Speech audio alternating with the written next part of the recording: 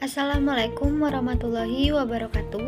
Perkenalkan, nama saya Teja Altaresa dengan NPM 251040221 dari jurusan Manajemen Bisnis Syariah kelas A semester 3. Di sini saya akan mereview salah satu jurnal yang berjudul Sewa Menyewa Ijarah dalam Sistem Perbankan Syariah. Nama jurnal yaitu Jurnal Tahkim volume 14 nomor 1 Juni dari halaman 86 sampai dengan 94 pada tahun 2018. Penulisnya bernama Rosita Tehuwayo dan reviewersnya saya sendiri yaitu Teja Altaresa.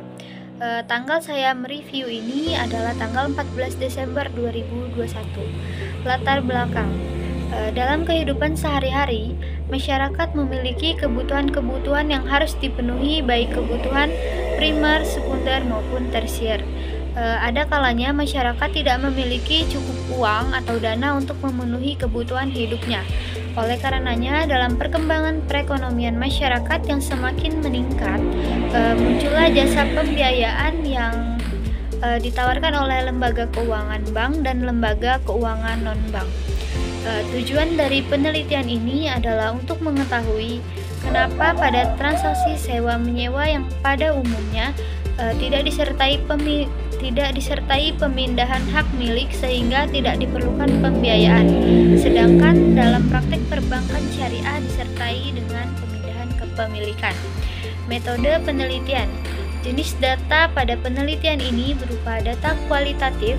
Penelitian ini menggunakan teknis analisis data metode deskriptif kualitatif dengan penulis terlebih dahulu akan melakukan pengumpulan data terkait penerapan akad ijarah dalam sistem perbankan syariah. Kemudian akan dilakukan klarifikasi, analisis, dan selanjutnya akan disajikan secara akurat dan sistematis, sehingga akan memberikan gambaran yang jelas tentang sewa menyewa ijarah dalam perbankan syariah. Permasalahannya di sini adalah dalam transaksi sewa menyewa dalam perbankan konvensional tidak ada peralihan hak milik. Artinya jika masa sewa berakhir maka barang objek sewa dikembalikan pada pemilik sewa, sehingga pada umumnya tidak membutuhkan jasa suatu lembaga pembiayaan. Akan tetapi lain halnya dalam praktek perbankan syariah, karena dikenal pembiayaan berdasarkan akad sewa menyewa yang disebut dengan ijarah tadi. Hasil penelitiannya, praktek sewa menyewa dalam transaksi umum masyarakat tidak disertai dengan pemindahan hak milik. Apabila disertai dengan pemindahan hak milik, maka transaksinya disebut perjanjian sewa beli. Terhadap perjanjian sewa beli atau leasing, umumnya pemberian jasa pembiayaan diberikan oleh lembaga keuangan non-bank atau finance.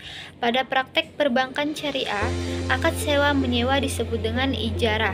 Akad sewa menyewa ijarah pada perbankan syariah pada perkembangannya dapat disertai dengan pemindahan hak milik yang disebut sebagai ijarah muntahiyah bitamli atau IMBT.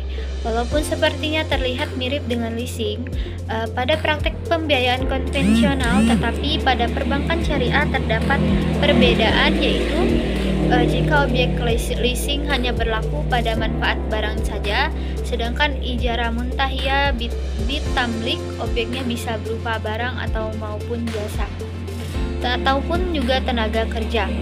Kelebihan dari jurnal ini yaitu penjelasannya cukup bisa dipahami dengan baik. Terdapat banyak informasi penting untuk kita pelajari mengenai sewa menyewa ijarah, dan penelitian ini bisa membantu kita masyarakat dalam lebih bijak lagi menggunakan jasa keuangan bank syariah maupun konvensional. Penulisannya juga sudah sesuai dengan EYD. Kekurangan dari jurnal ini adalah penulis tidak langsung menjelaskan apa tujuan dari penelitian ini, hanya sebatas penyampaian materi saja. Kesimpulannya, konsep al-ijarah dalam perbankan syariah sama seperti sewa menyewa pada umumnya.